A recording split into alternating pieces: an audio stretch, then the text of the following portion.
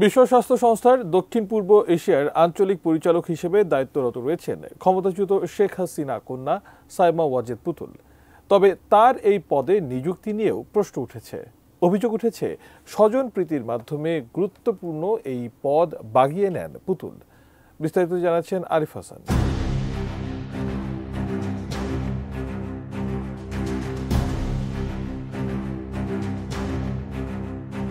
দুর্নীতির অভিযোগে সম্প্রতি যুক্তরাজ্যের সিটি মিনিস্টারের পদ হারান শেখ হাসিনার ভাগিনী রেহেনা কন্যা টিউলিপ সিদ্দিক। তবে এবার তার মেয়ে সাইমা ওয়াজেদ পুতুল অসঙ্গতির কারণে চাপের মুখে পড়তে যাচ্ছেন বলে এক নিবন্ধে লিখেছেন কলকাতা ভিত্তিক সাংবাদিক মন্দীপা ব্যানার্জি। ওই নিবন্ধে তিনি বাইবেল থেকে উদ্ধৃতি দিয়ে বলেছেন, বাবার পাপের দায় ছেলের ওপর পড়ে, তবে এক্ষেত্রে শেখ হাসিনার পাপের দায় পড়েছে তার বোনের মেয়ে টিউলিপের ওপর। এতে করে তিনি পদত্যাগ করতে বাধ্য হয়েছেন। এবার এই দায় পড়তে যাচ্ছে তার আপন মেয়ে পুতুলের ওপর, যিনি 2023 সালে বিশ্ব স্বাস্থ্য সংস্থার দক্ষিণ পূর্ব এশিয়ার আঞ্চলিক পরিচালক হয়েছিলেন।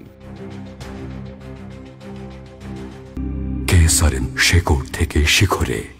এই সাংবাদিক স্বাস্থ্য বিষয়ক জার্নাল ল্যান্সেটের 2023 সালের সেপ্টেম্বরের একটি সম্পাদকীয় প্রতিবেদনের কথা উল্লেখ করে বলেছেন, ওই প্রতিবেদনে পুতুলের প্রার্থিতা নিয়ে প্রশ্ন উঠেছিল। তারা অভিযোগ করেছিল পুতুল বিশ্ব স্বাস্থ্য সংস্থার আঞ্চলিক পরিচালক হওয়ার যোগ্য না, কিন্তু স্বজনপ্রীতির কারণে তিনি মনোনয়ন পেয়েছেন। এমন স্বজনপ্রীতি বিশ্ব স্বাস্থ্য সংস্থার গ্রহণযোগ্যতা নষ্ট করবে।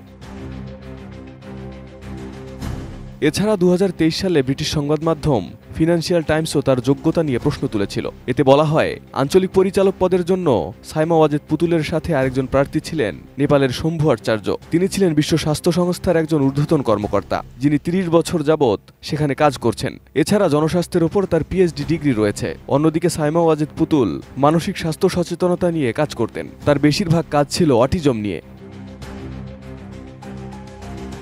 প্রতিবেদনে আরও বলা হয়, সাইমা ওয়াজেদ স্কুল সাইকোলজিস্ট হিসেবে প্রশিক্ষণপ্রাপ্ত এবং তিনি একটি দাতব্য ও গবেষণা সংস্থা দেখাশোনা করেন। একটি আন্তর্জাতিক সংস্থায় বড় বাজেট নিয়ে কাজ করার অভিজ্ঞতা তার নেই। Arif Hasan, ATN news.